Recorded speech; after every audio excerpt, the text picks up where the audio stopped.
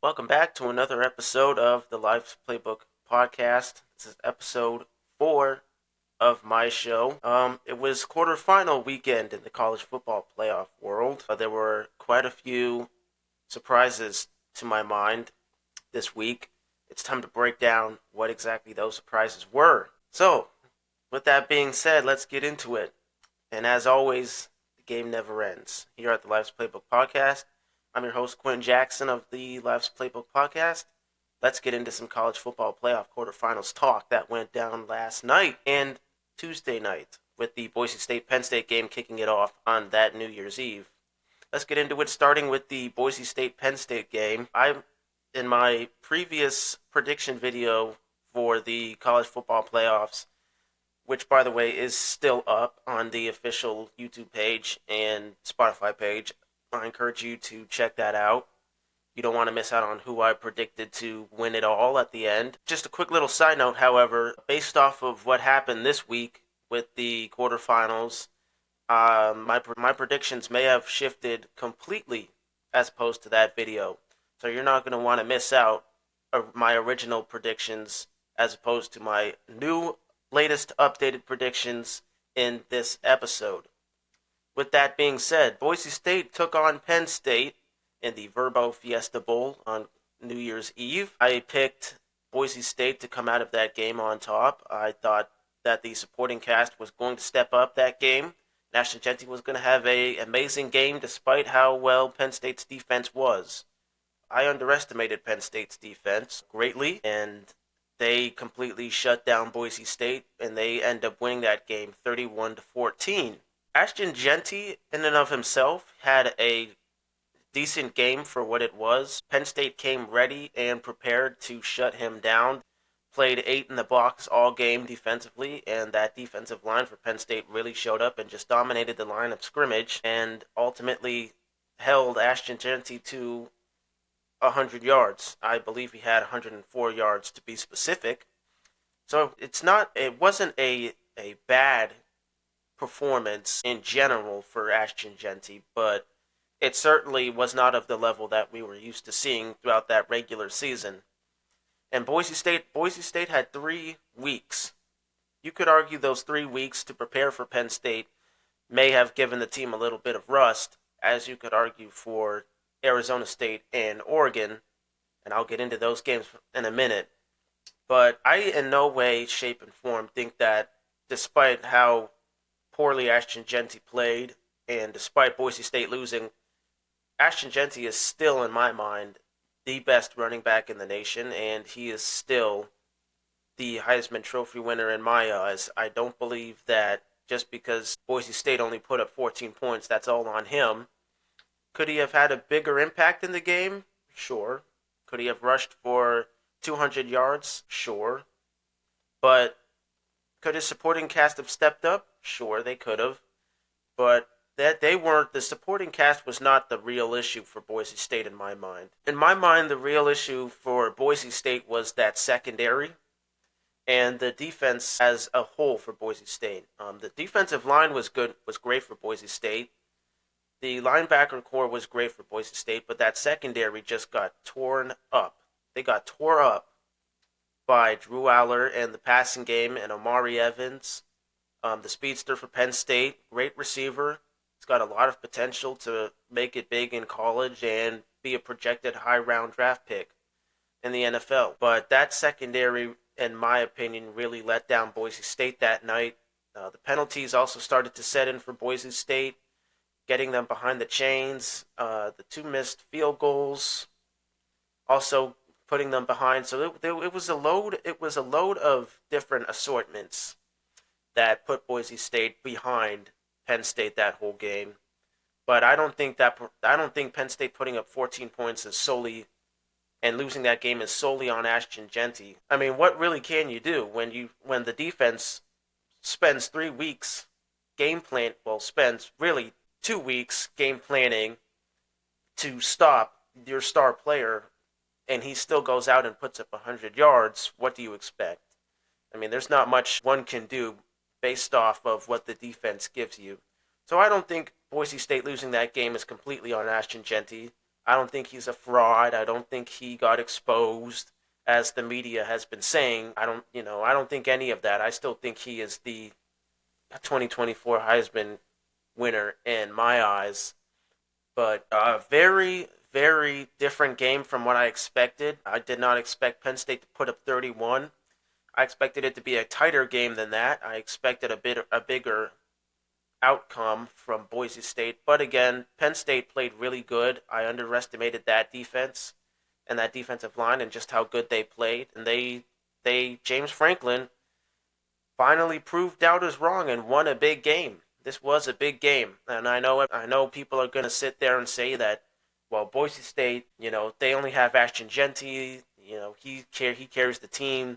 They haven't really played anybody, and the teams that they did play, that be it Oregon and UNLV, they barely beat UNLV in their conference game, and they lost to Oregon by a field goal. So the media is going to downplay Boise State heavily, but I think they were still a competent team. They deserved to be where they were. They won their conference rightfully and rightfully earned that third seed in the playoffs. But again, Penn State's defense just came prepared and they were ready to handle Ashton Genty, and they shut him down completely. And Penn State ends up winning that game 31-14. They move on to play the winner of the Notre Dame-Georgia game, which was postponed from yesterday due to a deadly truck attack in New Orleans around the area of where the Sugar Bowl will be played. So they had to postpone the game, and it has been moved to today at 4 o'clock. My opinion on that game has still not changed. I still see Georgia walking out of this one, despite Carson Beck being unavailable tonight. I still expect Georgia to have a good, close game. It's going to be closer due to Carson Beck being out, but I still think they can pull through. With that being said, let's move on to New Year's Day's games. Those were yesterday. Texas took on Arizona State, and Oregon took on Ohio State in Pasadena in the Rose Bowl. These two games were very, very different. They were very exciting, I will say that, and they were very not what I had initially expected from the four teams. Let's get into Texas and Arizona State, because that game in and of itself was very interesting and it was a crazy game. So I'm going to break down this game as detailed and as possible as I can, and kind of highlight what was the real difference between Arizona State possibly winning that game as opposed to Texas winning that game. So let's get into it. Let's start with Texas. Texas jumped on Arizona State way early. They had a kick return, touchdown, and they got into the end zone to put them up at the half, 17-8. And then coming out of the half, they scored, and Quinn Ewers scores another touchdown to put them up 24-8.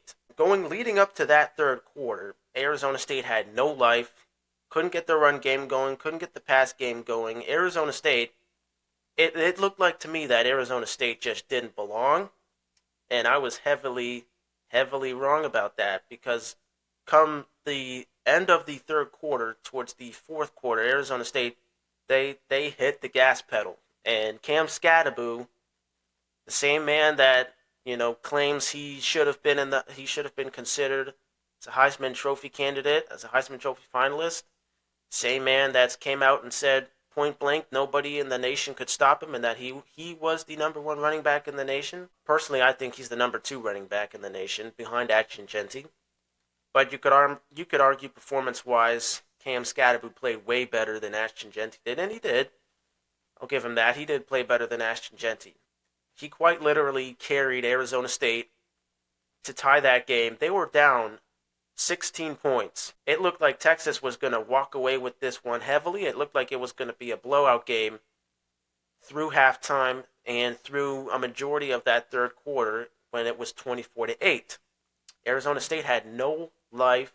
They couldn't get anything going. The penalties were settling in, and it was not looking good. It looked like my prediction was starting to come true, that this would be a blowout game, until, again, towards the end and a majority of that fourth quarter, it was all ASU. It was all Cam Skattebo.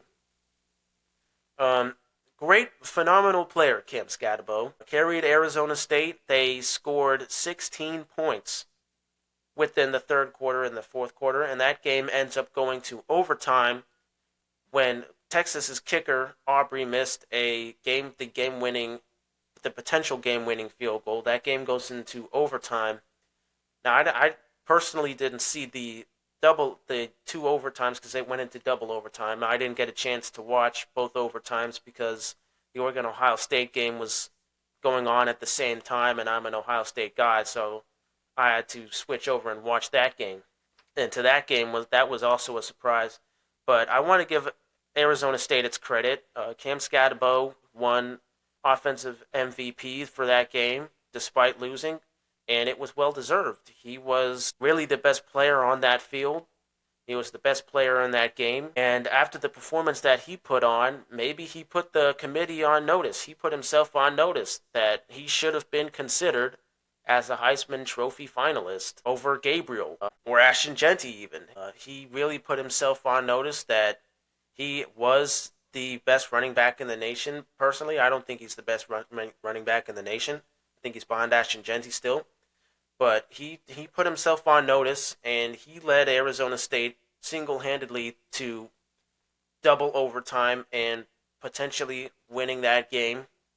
But the real difference in what could, led Arizona State to winning that game, in my opinion, the real difference were the penalties and the lack of capitalization on opportunities. Because, again, up until towards the end of the third quarter and the fourth quarter for that game, Texas was dominating them, and then they went on that cruise. Texas kind of went on that cruise. They couldn't capitalize on any opportunities that they got offensively. And Arizona State had a chance to come back, in which they did. But after they came back, Arizona State had one more drive before that potential missed game-winning field goal by Aubrey, the Texas kicker. They had one more drive prior to that to seal this game away, and they didn't capitalize on that drive, and that kept the game stagnant. That kept Texas in the game, and that's ultimately the difference between Arizona State walking out of that game. It was a great game overall. I did not expect Arizona State to put up a fight whatsoever. I thought it was going to be just really a 2.0 version of the Boise State-Penn State game, where Penn State was just shutting down Ashton Jeanty. I thought that was going to be the same case for Cam Scatabo and the ASU Sun Devils offense. I thought they were going to get shut down by that Texas defense, and that just wasn't the case. Texas took their foot off the gas for a majority of that third quarter and fourth quarter. ASU, they fought hard. I give them credit. They fought hard. They made it a game. They went into double overtime with what I thought was one of the best teams in the college football playoffs. But if they just capitalized on those opportunities that they had to put the ball in the end zone, or at least get a walk-off field goal, if they just capitalized on the opportunities that they had prior to that missed kick, it would have been a totally different ball game, and Arizona State could have moved on to the semifinals to play Ohio State. Which, leading into my next analysis on the Rose Bowl, my reaction on that game. That game, in my opinion, was nothing like I thought it was going to be at all. It was a high-scoring game, but not to the same level as I thought it was going to be. That game was a blowout, completely. There was no fight from Oregon that entire game. Zero fight from Oregon. The media is they're out there saying that was BTA, and I'm not going to break down what BTA, what that means. You can put the pieces together, but that was quite literally a BTA moment. Ohio State, they came in with a huge chip on their shoulder, season on the line, still stinging from that Michigan loss, coming off of a blowout win from Tennessee. They came into Pasadena, they came into that Rose Bowl game, and they quite literally shut down Oregon on every single level imaginable. Even the punting game for Oregon was terrible. A bunch of botched kicks, It was just all Ohio State. Now, I will say, in that second half, Ohio State they were starting to stagnate a little bit. They were starting to Oregon was starting to put a drive together. They were starting to get some momentum together. The final score of that game was 41-21. But that game was just it was Ohio State. It was just all Ohio State from start to finish. It was all Ohio State from start to finish. Now, with that being said, after having watched that game, I don't think it's a crazy take to say that Ohio State could win it all very easily. I don't think it would be a crazy take to say that. I don't think it would be a crazy take to say that Ohio State wouldn't roll Texas. I don't think it would be that crazy to say. Playoff Ryan Day is a thing. My stance on Ryan Day is very, very thin because he has lost 4 years in a row to Michigan, but he has proven time and time again that he can win the big games, and he is a playoff-bound coach, and this could be the year he wins a national title with Ohio State. I think Ohio State can go all the way, and with that being said, I am, as of right now, declaring a official lock on Ohio State in the national championship. So as of right now, Ohio State, in my opinion, is already in the national championship game. I have them going to the national championship game and potentially playing Georgia if Georgia beats Notre Dame tonight and if they beat Penn State in the semifinals. I think the national championship, in my eyes, as of right now, is Ohio State versus Georgia. Now, going back to what I said about Ohio State possibly rolling Texas, I don't think it's a crazy take to say that. I mean, they rolled Tennessee and they rolled the number one undefeated team in the nation in Oregon. I don't think it would be a crazy take to say that they couldn't roll Texas too, especially after Texas they just went into double overtime with Arizona State, a team that I expected Texas to absolutely manhandle and roll.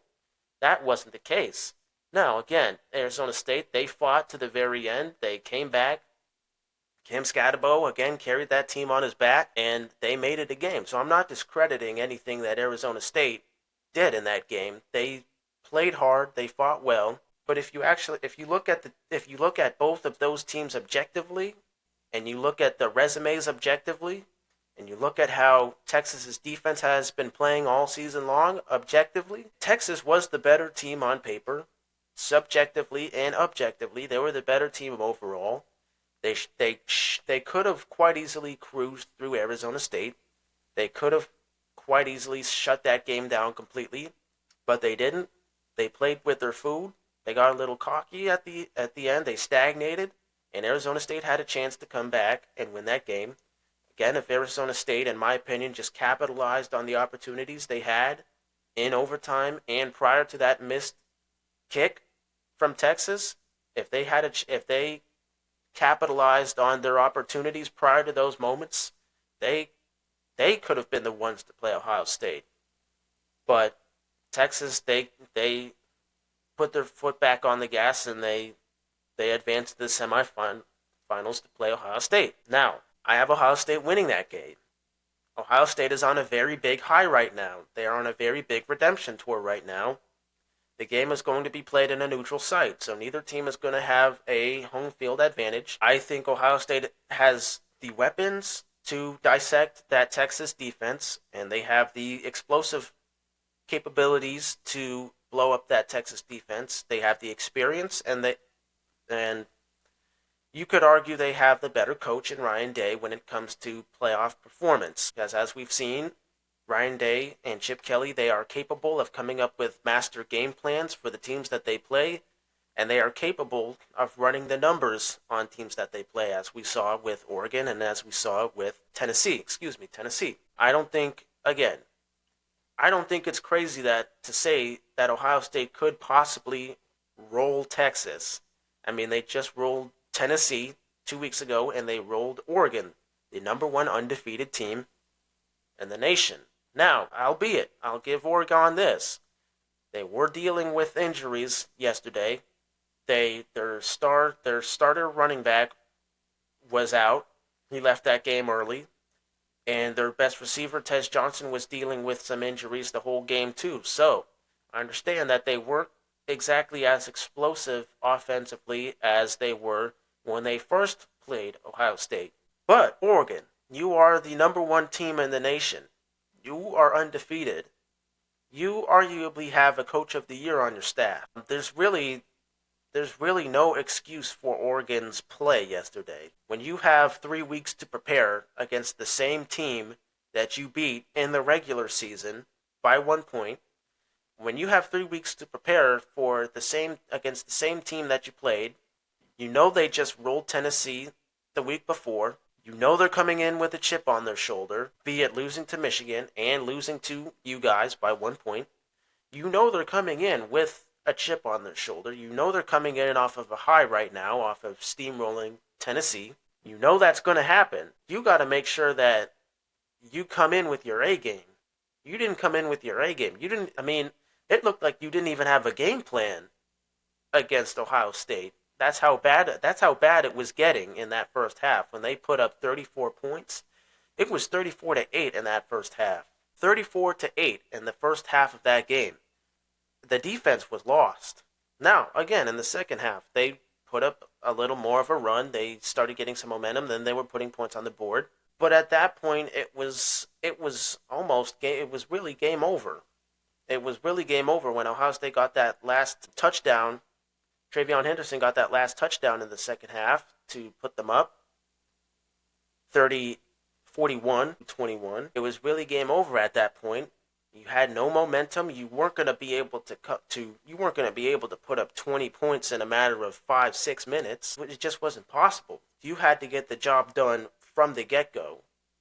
When you're playing Ohio State, you have to get the job done from the get-go. You can't have a bad start against Ohio State because we've seen with Tennessee that Ohio State can capitalize off of their opponents having a bad start. You just can't have that. Dillon Gabriel didn't play terrible. He had 2 touchdowns, no picks. Will Howard played phenomenal. He had 3 touchdowns, no picks. Jeremiah Smith, man, I could say a lot about that kid. He is really the cream of the crop for Ohio State in every receiver statistical category imaginable. You could argue he's the best player as a true freshman. He is the best player on that Ohio State football team. You could argue that he is the best player on that team without a doubt. He's a Heisman candidate level player. I think he's going to be a Heisman candidate down the line in 2025. He's phenomenal as a true freshman. He's only a freshman. That is a phenomenal kid. 187 yards, 2 touchdowns, and a big stage like that against a very good Oregon defense. That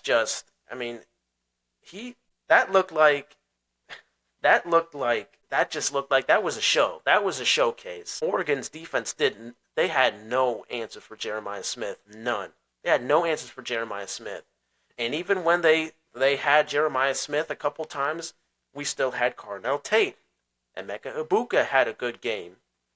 Ohio State still has other options outside of Jeremiah Smith, and that is what makes Ohio State, in my eyes, after watching that game, so deadly.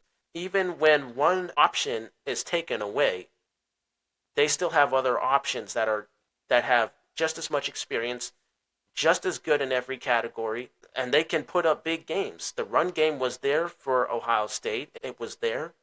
We got some touchdowns on the ground. It was just, I can't stress enough how bad it was in that first half for Oregon. You can't come out that way. If you're Oregon, that is the worst possible start against Ohio State if you're Oregon. You just can't have a start like that. You need to come out right out the gun, firing on all cylinders, and that just wasn't the case. Jeremiah Smith, again, he's the cream of the crop of the team. I would say I could argue he's the best player on the team as a true freshman. The defense for Ohio State, they were firing on all cylinders. It was a massacre, essentially. It was quite literally a massacre. I knew it was going to be a high-scoring game. I knew Ohio State was going to have to put up points, but I didn't think it was going to be to the level of what it was yesterday. I thought it was going to be a close, high-scoring game. I thought it was going to be like a 41-42 type of game or a 41-35 type of game. And that it just wasn't the case. I mean, the defense was all over Dillon Gabriel. Dillon Gabriel got sacked 7 times the whole game yesterday. 7 times. 7. The protection was not there for Dillon Gabriel at all. That defense, Jim Knowles just kept going at him no matter what. The pressure was there, the blitzing was there, the coverage was phenomenal. The defense was really phenomenal on every level imaginable. They played lights out, literally. In that first half, they played lights out. Second half, I'll give it to Oregon. They started to get some momentum. They started to chip into the lead a little bit. But again, it was just that game was already way too out of hand for Oregon to even try to catch up and win that game. I mean, if Oregon wanted to win that game, they would have needed to win it in the first half. That first half is ultimately what decided that Rose Bowl. Who was going to have the most touches with the ball? Who was going to have the most explosive offense with the ball? Whose defense was going to show up? Whose defense was going to show up? Kirk Herbstreit said it best. Whichever defense shows up this game, and whoever is more explosive with the ball whoever has the ball last is going to end up winning that game. Ohio State's defense showed up first. They were more explosive with the ball. They were the last ones with the ball at the end of the day, and they took Oregon right out of the stadium. I mean, I gotta say, that was a very unexpected game. It was a high-scoring game at that, but it's very hard to try to beat the same team twice in one season, especially when that one team is coming off of another blowout win prior to that week, prior to the Rose Bowl, and they're coming off still stinging from a Michigan loss, and they're coming in with a lot of momentum. I mean, playoff Ryan Day is a thing. I will give him that. He's probably going to keep his job. As far as Ryan Day goes, he's probably going to keep his job for another year, despite if he ends up losing to Texas. He will most likely keep his job, although the standard is high, the standard is set. You got to win the national championship. There's no excuse for Ryan Day at this point. For not winning the national championship. You blew out Tennessee at home in the shoe. You just blew out the only undefeated team in the nation, the number 1 team in the nation. There's no excuse for Ohio State and Ryan Day to not win the chip. As of right now, there's no excuse. None. If Ohio State doesn't win this national championship, this will have been arguably the biggest failure in Ryan Day's tenure as an Ohio State coach. I'm saying it right now. If Ohio State somehow does not win this national championship with the $20 million roster, with all the momentum in the world, with a 2025 Heisman candidate in Jeremiah Smith, if they somehow don't find a way to win this national championship with arguably the best Ohio State team ever assembled, if they don't win this national championship, this will be the biggest failure in Ryan Day's tenure as a head coach at Ohio State. Now, again, I think Ohio State, I have them locked. As of right now, they are the first team in the national championship. In my opinion, I have them locked right now. First team in the national championship.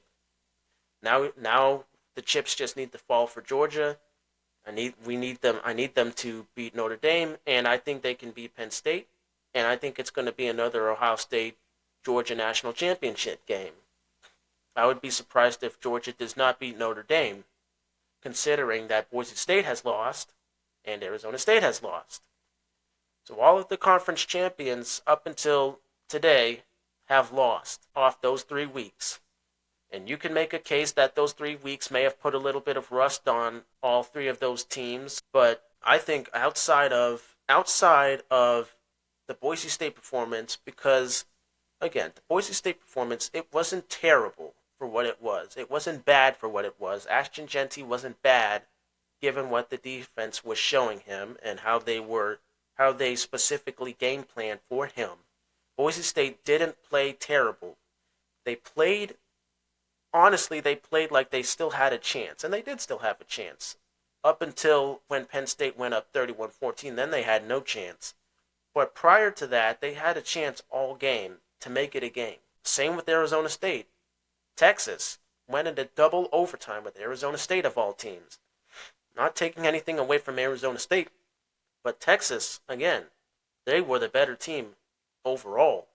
They were expected to roll Arizona State, and they went into double overtime with Arizona State. Not taking anything away from them because they came back, they fought hard, they made it a game, and again, I'm surprised that they made it a game. And Oregon really, in my opinion, they are the only team that you could argue there was heavy rust on Oregon because of how poorly they came out in that first half and played Ohio State.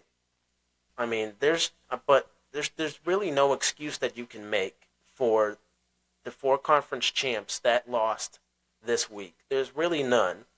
I mean, the teams, Ohio State, Penn State especially, they game planned hard against Boise State and Oregon.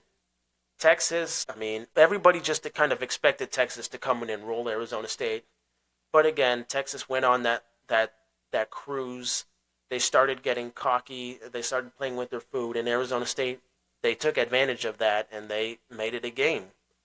It was a great game. Don't get me wrong. I was surprised that Arizona State put up that much of a fight. I'm surprised that the supporting cast stepped up for Arizona State, and that defense for Arizona State, they played well. That defense for Arizona State played well. They played well enough to keep Arizona State in the game. But what it comes down to is this. Again, the missed opportunities that Arizona State couldn't capitalize when they had the ball prior to that missed potentially game-winning field goal by Texas. So, with that being said, Notre Dame plays Georgia at 4 today.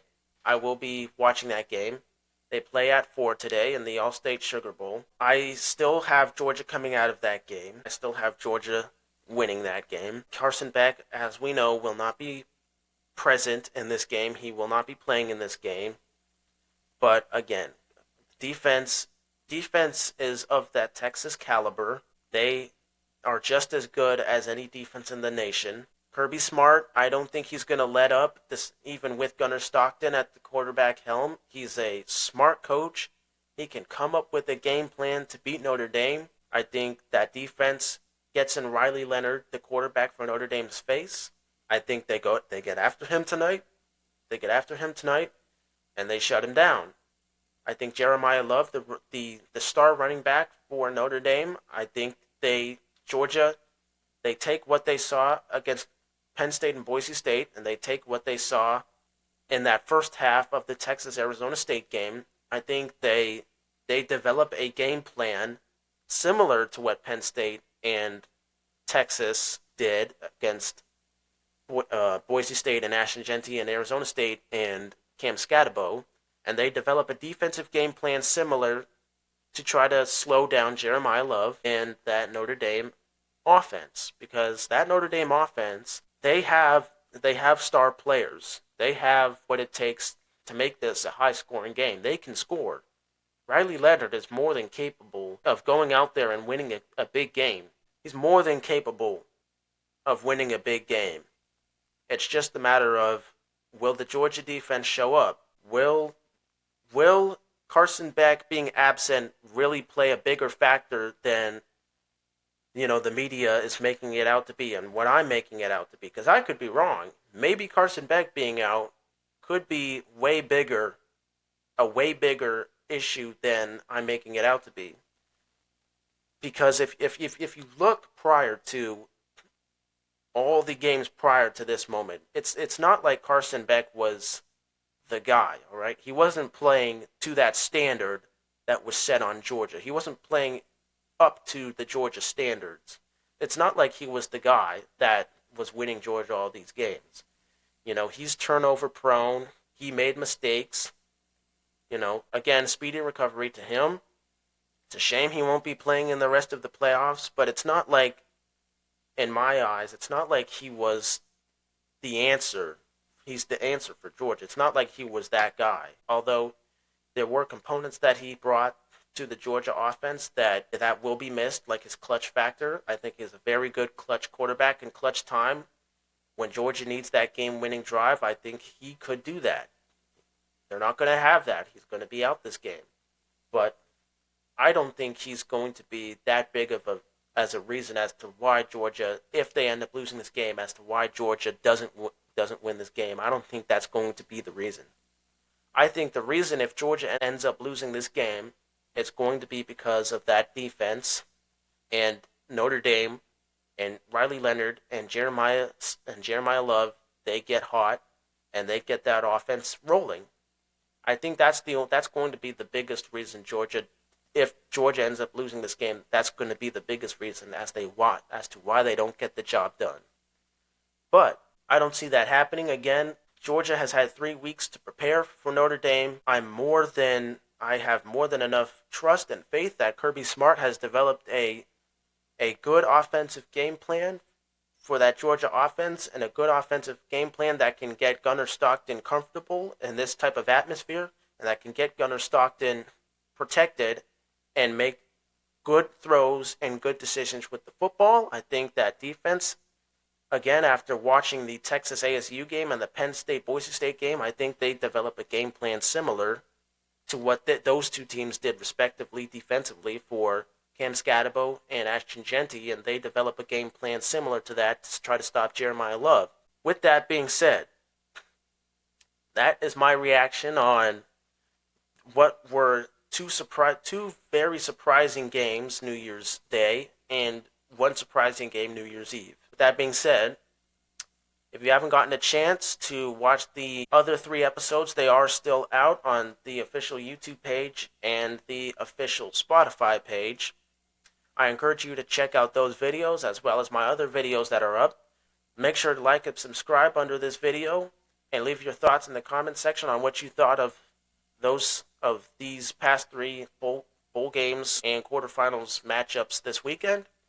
With that being said, I'll catch you guys Sunday for episode 5. Happy New Year's. I know it's a late Happy New Year's, but Happy New Year's. I'll catch you guys Sunday for episode 5. And as always, the game never ends here at the Life's Playbook podcast. Peace out.